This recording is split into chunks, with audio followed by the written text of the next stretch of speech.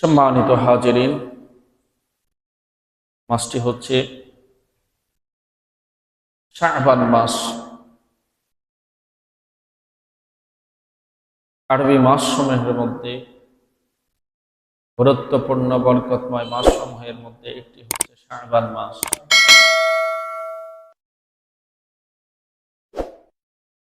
এ মাসে যখন আগমন করে তখন রমজানের ঘ্রাণ আমাদের মাঝে ভেসে আসে। শাবান মাস আসলে রমজানের ঘ্রাণটা পাওয়া যায়। শাবান মাস আসলে রমজানের দিনক্ষণ গণনা শুরু হয়ে যায়। শাবান মাসের একটা দিন চলে যাওয়া মানে রমজান একটা দিন অগ্রগামী হওয়া।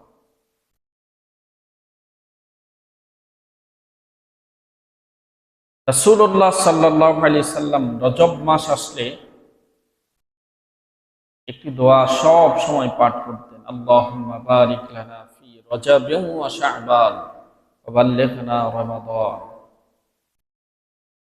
সব সময় দোয়া করতেন, বেশি বেশি দোয়া পাঠ করতেন, হে আল্লাহ, রজব এবং শাবান মাসের সমুদয় বরকত আমাকে দান করুন, ওয়া বাল্লিগনা রমাদান, আমার হায়াতকে রমজান পর্যন্ত দীর্ঘায়িত করে দিন। সুবহানাল্লাহ। আল্লাহ রাসূলের হাদিস থেকে এটা প্রমাণিত, রজব এবং শাবান মাসে আল্লাহ তাআলা তার বান্দাদের জন্য বরকত রেখেছেন। যেহেতু রাসূল বরকত শাবান মাসের বরকত কামনা করে বরকত প্রার্থনাকারী আল্লাহর কাছে দোয়া করতেন। এজন্য আমরাও চেষ্টা করব এই দোয়াটা বেশি বেশি পাঠ করার জন্য, আল্লাহুম্মা বারিক লানা ফি রজবিন ওয়া শাবান ওয়া বাল্লিগনা রমাদান।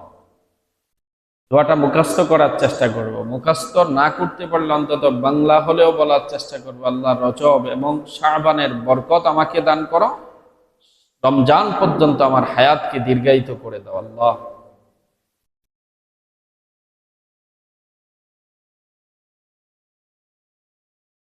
রমজানের পূর্ববর্তী এই মাসটা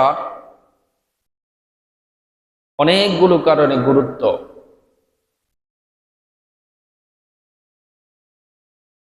হাদিসের মধ্যে এসেছে রাসূলুল্লাহ সাল্লাল্লাহু আলাইহি সাল্লাম রমজান ব্যতীত অপরাপর অন্য কোন মাসে এত বেশি রোজা রাখতেন না যত রোজা রাসূল শাবান মাসে রেখেছেন। সুবহানাল্লাহ।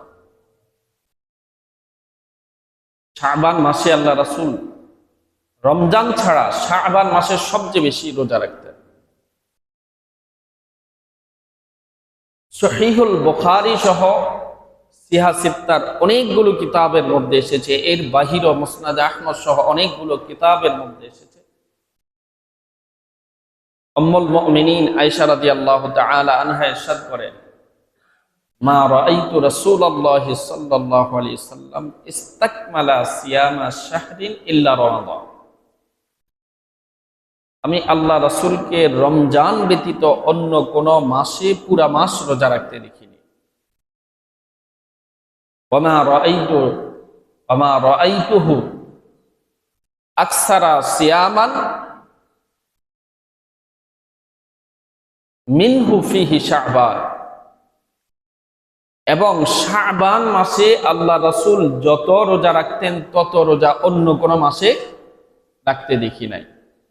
দুইটা বিষয়, রমজান ব্যতীত অন্য কোন মাসে আল্লাহ রাসূল পুরা মাস রোজা রাখেন নাই, শাবান মাসে যত রোজা রাখিয়েছেন তত রোজা অন্য কোন মাসে রাখেন নাই। বুখারীর বর্ণনায় অন্য একটা হাদিস, বুখারী মুসলিম সহ সুনান আবি দাউদ, সুনান নাসাই সহ সিয়া সিত্তার অনেকগুলো কিতাব, এমনকি মুসনাদ আহমদ সহ অনেকগুলো কিতাবের মধ্যে এসেছে। উম্মুল মুমিনিন আয়েশা রাদিয়াল্লাহু তাআলা আনহা ইরশাদ করেন, লাম ইয়াকুনিন নাবিয়্যু সাল্লাল্লাহু আলাইহি ওয়াসাল্লাম ইয়াসুমু শাহরান আকসারা মিন শাবান। আমি আল্লাহর হাবিব রাসূলুল্লাহ সাল্লাল্লাহু আলাইহি ওয়াসাল্লামকে অন্য কোন মাসে এত বেশি রোজা রাখতে দেখি নাই যত রোজা তিনি শাবান মাসে রেখেছেন। ফাইন্নাহু কানা ইয়াসুমু শাবানা কুল্লাহ। উম্মুল মুমিনিন আয়েশা রাদিয়াল্লাহু তাআলা আনহা ইরশাদ করেন, রাসূলুল্লাহ সাল্লাল্লাহু আলাইহি ওয়াসাল্লাম শাবান মাস আসলে তিনি পুরা মাস রোজা রাখতেন। অন্য কোন মাসে এত রোজা রাখতে দেখি নাই। ফাইন্নাহু কানা ইয়াসুমু শাবানা কুল্লাহ। এমনকি রাসূল শাবান মাসে কখনো পুরা মাস রোজা রাখতেন, বলি সুবহানাল্লাহ। তবে অপর বর্ণনা এসেছে ফাইন্নাহু কানা ইয়াসুমু শাবানা ইল্লা কলিলা, যে আল্লাহ রাসূল শাবান মাস পুরাটা রোজা রাখতেন, দুই একটা অল্প কয়েকটা রোজা ব্যতীত। অর্থাৎ শেষ দিকে দু চারটা রোজা আল্লাহ রাসূল ভাঙতেন, ছেড়ে দিতেন, যাতে রমজান এবং শাবান মাস মিলে না যায়, কিংবা শাবান এবং রমজান মাসের গুরুত্বটা যাতে সমান মনে না হয়, এজন্য শাবান মাসের শেষ দিকে ইল্লা কলিলা আল্লাহ রাসূল দু একটা রোজা শাবান মাসের শেষ দিকে ছেড়ে দিতেন। আলোচ্য হাদিসগুলা থেকে প্রমাণিত হয় যে রাসূলুল্লাহ সাল্লাল্লাহু আলাইহি ওয়াসাল্লাম শাবান মাসে রমজান ব্যতীত অন্য 11 মাসের মধ্যে সবচেয়ে বেশি রোজা রাখতেন শাবান মাসে। কোন মাসে?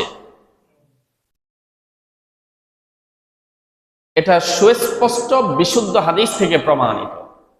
হাদিসগুলো সিহা সিত্তার প্রায় সবগুলো কিতাবের মধ্যে এসেছে, এর বাহিরে অনেকগুলো কিতাবের মধ্যে এসেছে। এখন প্রশ্ন হলো যে আল্লাহ রাসূল কেন শাবান মাসে এত বেশি রোজা রাখতেন? একটা প্রশ্ন আছে না? রমজান মাস তো ফরজ, সে মাসে সম্পূর্ণ মাস রোজা রাখতে হবে, এতে তো কোনো কারো কথা বলার সুযোগ নাই। এটা আল্লাহ তাআলা বিধিবদ্ধ করে দিয়েছেন, নির্ধারণ করে দিয়েছেন। কিন্তু অন্য 11 মাসের মধ্যে শাবান মাসে কেন রাসূল এত বেশি রোজা রাখতেন? এই প্রশ্নটা যেমন আমাদের 1500 বছর পূর্বে সাহাবীদের মনেও এই প্রশ্ন ছিল। এজন্য আল্লাহ রাসূলের এক সাহাবী ছিলেন ওসামা ইবনে যায়েদ। এই হাদিস খানাও সিহা সিত্তার অনেকগুলো কিতাবের মধ্যে এসেছে। ওসামা ইবনে যায়েদ তিনি বলেন যে আল্লাহ রাসূল শাবান মাসে এত বেশি রোজা রাখতে দেখে আমি উৎসাহিত হয়ে আল্লাহ রাসূলের কাছে জানতে চাইলাম, ওয়ালাম আরাকা তাসুমু মিনাশ শুহুর মা তাসুমু মিন শাবান। ইয়া রাসূলুল্লাহ, ইয়া হাবিবাল্লাহ, শাবান মাসে আপনি যত বেশি রোজা রাখেন রমজান ব্যতীত অন্য কোন মাসে আমি আপনাকে এত বেশি রোজা রাখতে দেখি নাই। রমজান ব্যতীত শাবান মাসে এত রোজা রাখার কারণ কি ইয়া রাসূলুল্লাহ? ওসামা ইবনে যায়েদ আল্লাহর রাসূলের কাছে জানতে চাইলেন। আল্লাহ রাসূল ওসামা ইবনে যায়েদের প্রশ্নের জবাবে দুনিয়াবাসীকে জানিয়ে দিলেন, ও ওসামা ইবনে যায়েদ, তোমার মাধ্যমে আমি দুনিয়ার সকল মানুষকে জানিয়ে দিতে চাই, হাযা শাহরুন ইয়াগফিলুন নাসু আনহু বাইনা রজব ওয়া রমাদান।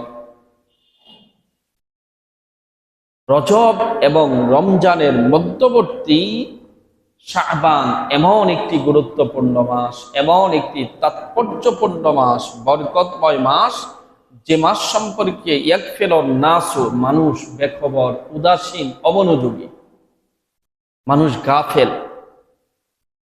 রজব এবং রমজানের মধ্যবর্তী এ শাবান এমন একটি মাস, যে মাস সম্পর্কে মানুষ উদাসীন, অমনোযোগী। অমনোযোগীর কারণ কি?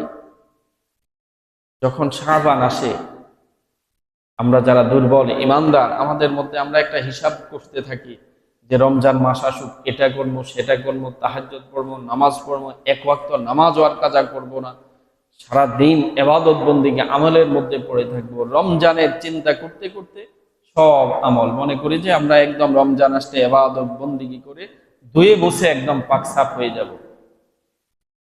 এজন্য শাবান মাস আসলে মানুষ একটু আমলের ব্যাপারে উদাসীনতা দেখা দেয়, অমনোযোগী দেখা দেয়। ওই রমজান আসলে সব করবে, কিন্তু আসলে কি রমজান আসলে এমন আমরা করতে পারি? যতটুকু চিন্তা আমরা মনে মনে ধারণা করি রমজান আসলে এবার রমজানটা একদম সব আমল করে বাসায় দেব, সম্ভব আমাদের পক্ষে? বরং এখন তো এমন একটা অবস্থা, রমজান মাস আসলে দুনিয়াদারি আমাদেরকে এমন ভাবে চেপে ধরে, যেটা অন্য কোন মাসে এভাবে মানুষকে চেপে ধরে না। ব্যবসায়ীদের মাথায় চিন্তা থাকে এই রমজানে কত বেশি ব্যবসা বাণিজ্য করা যাইব, রমজানের পরে 2 খণ্ড জমি কিনা যায় কিনা, বাড়ি ঘরের কাজ ধরবো। আবার কেউ আছে চাকরি বাকরিতে, এবার বোনাস কত পাবো, হিসাব নিকাশ শুরু হয়ে যায়। আবার এবার ঈদের মধ্যে কেমন কেনাকাটা করব, এই সমস্ত হিসাব করতে করতে ব্যবসা করতে করতে রমজান আমাদের থেকে বিদায় নিয়ে যায়। বরং এমনও হয় অন্যান্য মাসে সাধারণ স্বাভাবিকভাবে যতটুকু আমল আমরা করি রমজান মাসে ততটুকু ধরে রাখতে পারি না। অনেক ব্যবসায়ী ভাইরা তো আছে অন্য মাসে 5 ওয়াক্ত নামাজ জামাতের সাথে পড়ে, কিন্তু রমজান আসলে 5 ওয়াক্ত জামাত তো দূরের কথা, অনেক নামাজ ছুটেও যায়। জুমার দিন জুমার নামাজ পড়ার সুযোগ পর্যন্ত পায় না, এটাও আমাদের জানা আছে। আল্লাহ তাআলা আমাদেরকে হেফাজত করুন। তাহলে শাবান মাসে আমল সম্পর্কে অমনোযোগী হওয়ার একটা কারণ হচ্ছে আমাদের মধ্যে একটা চিন্তা চেতনা থাকে রমজান আসলে আমল করে সব কিছু শেষ করে দিব, একদম পাক সাফ হয়ে পবিত্র হয়ে আল্লাহর খাঁটি বান্দা হয়ে যাব। এই মন চিন্তা চেতনা থেকে শাবান মাসে মানুষ আমল ছেড়ে যায়। এজন্য আল্লাহ রাসূল শাবান মাস আসলে অন্যান্য আমলের সাথে রোজাটা বেশি রাখতেন, 1 নাম্বার কারণ। দ্বিতীয় কারণ হচ্ছে আল্লাহ রাসূল বলেন ওয়াহুয়া শাহরুন তুরফাউল ফিহিল আমালু ইলা রাব্বিল আলামিন আযজা ওয়া জাল্লা। রজব এবং শাবান, রজব এবং রমজানের মধ্যবর্তী শাবান হচ্ছে এমন একটি মাস তুরফাউ ফিহিল আমালু ইলা রাব্বিল আলামিন আযজা ওয়া জাল্লা, যে মাসে আল্লাহ তাআলা তার বান্দাদের আমল নামাগুলো, নেক আমল বদ আমল ভালো মন্দ সব আমলগুলো আল্লাহ তাআলা তার দরবারে উঠিয়ে নেন। সুবহানাল্লাহ। তুরফাউ ফিহিল আমালু ইলা রাব্বিল আলামিন আযজা ওয়া জাল্লা। আল্লাহ রাসূল ওসামা ইবনে যায়েদকে বলেন 1 নাম্বার হচ্ছে এ মাসে মানুষ আমল সম্পর্কে উদাসীন থাকে। দ্বিতীয় হচ্ছে তুরফাউ ফিহিল আমালু ইলা রাব্বিল আলামিন আযজা ওয়া জাল্লা। শাবান মাস যখন আসে আল্লাহ তাআলা তার বান্দার সকল আমলগুলোকে আল্লাহর দরবারে উঠিয়ে নেন।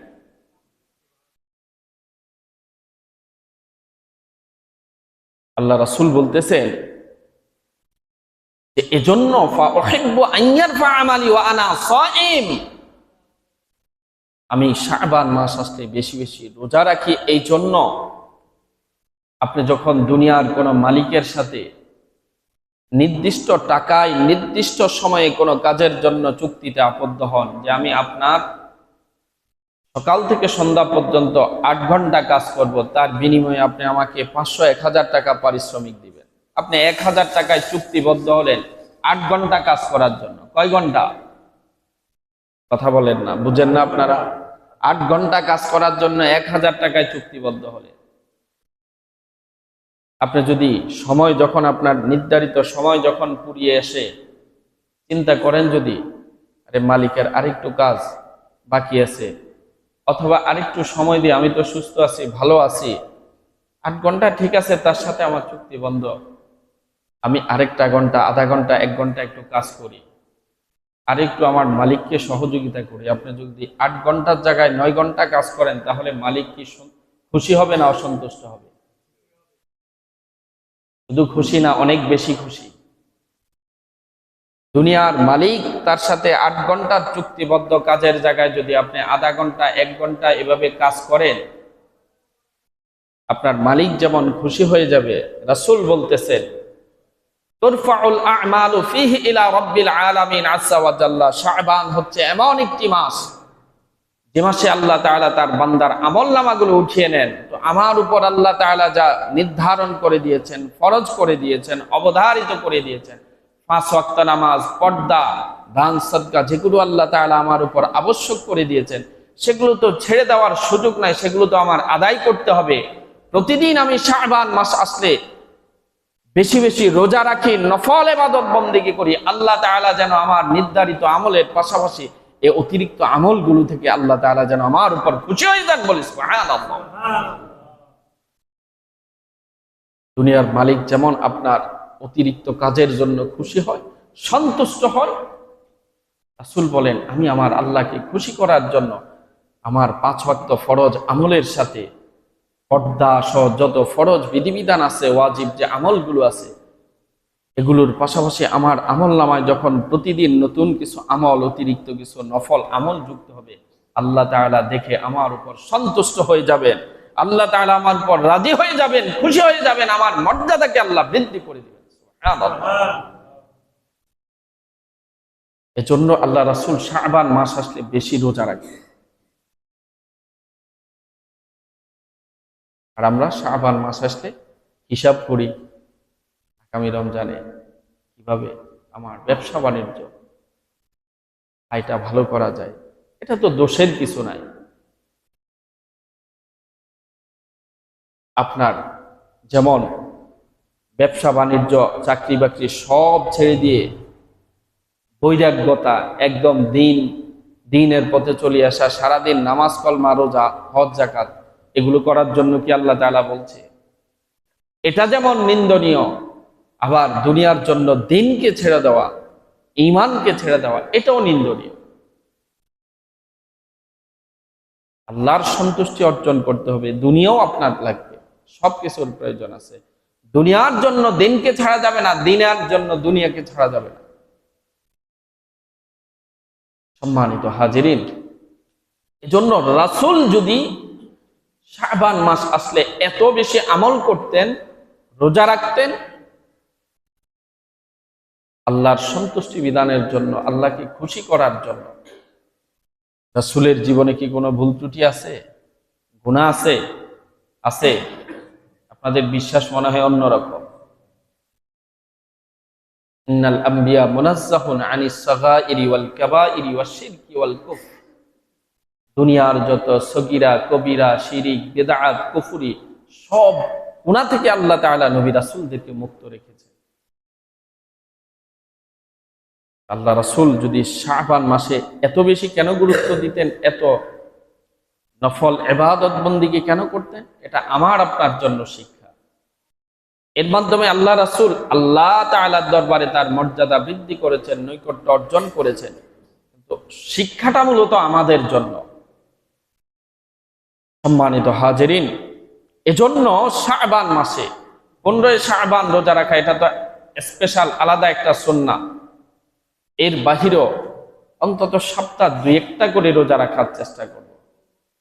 রাসূলের এই সুন্নাতটা হারিয়ে যাচ্ছে। শাবান মাসে বেশি রোজা রাখার এই সুন্নাতটা আজকে প্রায় সমাজ থেকে বিলুপ্ত, হারিয়ে যাচ্ছে।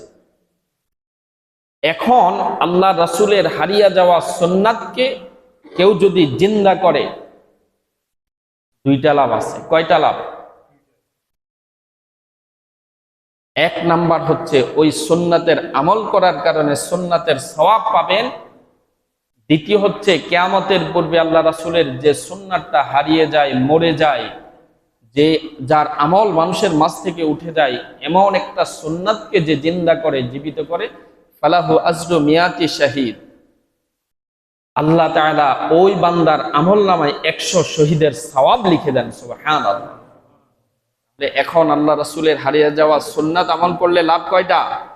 2টা। কয়টা? 1 হচ্ছে সুন্নাতের সওয়াব, দ্বিতীয় হচ্ছে প্রত্যেকটা হারিয়ে যাওয়া সুন্নাতকে যে ব্যক্তি জিন্দা করবে তার আমলনামায় আল্লাহ তাআলা 100 শহীদের সওয়াব দিয়ে দিবেন। এজন্য আল্লাহ রাসূলের সুন্নাতকে মহব্বত করে প্রতিদিন কিছু বেশি বেশি 2-4 রাকাত সুযোগ পেলে নফল নামাজ পড়ার চেষ্টা করব, তাসবিহ তাহলিল বেশি পাঠ করার চেষ্টা করব, সপ্তাহ 2-1টা করে রোজা রাখার চেষ্টা করবে। যে রাসূল এ মাসে রোজা রেখেছেন আমিও রাখি। এ মাসে আমার আমল নামা যখন আল্লাহর কাছে উঠিয়ে না হবে, আল্লাহ তাআলা যেন আমার দৈনন্দিনের আল্লাহর পক্ষ থেকে নির্ধারিত আমলের পাশাপাশি আমার 2-1টার রোজা, 2-4 রাকাত নফল নামাজ, কিছু অতিরিক্ত তাসবিহ তাহলিলের কারণে আমার আল্লাহ যেন আমার উপর সন্তুষ্ট হয়ে যান, খুশি হয়ে যান। এই নিয়তে আমরা কিছু কিছু আমল এই মাসে বেশি করার চেষ্টা করব। পারবো না ইনশাআল্লাহ? 2-4টা রোজা রাখার ক্ষমতাও কি আমাদের নাই? রোজা রাখলে কি, আগে তো এক সময় মনে করতো যে রোজা রাখলে শরীর স্বাস্থ্য কমে যায়, যেমন সুন্দর যাদের সন্তানগুলো একটু দেখতে নাদুস নুদুস রোজা রাখতে দিত না। কিন্তু এখন আমরা তো একটু বিজ্ঞানে বেশি বিশ্বাসী। আধুনিক বিজ্ঞানও প্রমাণ করেছে একজন মানুষের সুস্থতার জন্য রোজা এটা একটা মহা ঔষধ। এজন্য আজকে ইসলাম ধর্মের বাহিরে যে সমস্ত ধর্মের অনুসারী, ওনাদের তো আর রোজা নাই, কিন্তু ওনারা রোজার মতো করে দিনের বেলায় উপবাস, অর্থাৎ যে নিয়মে আমরা রোজা রাখি এভাবে উপবাস থেকে সুস্থ রাখার জন্য তারা ইসলামের এই বিধানটাকে তারা গ্রহণ করে নিয়েছে। ইহুদি খ্রিস্টান অনেক বড় বড় ডাক্তার বিজ্ঞানীরা তারা এভাবে রোজার মতো করে সারাদিন উপবাস থাকে, প্রত্যেক মাসে নির্ধারিত কিছু সময় সুস্থ থাকার জন্য। ইসলামের বিধিবিধানগুলো কাফের মুশরিকরা যদিও বিশ্বাস না করে, কিন্তু ঠেকাই পড়ে প্রয়োজনের কারণে আসলে সবগুলাই তারা মানতে বাধ্য হয়।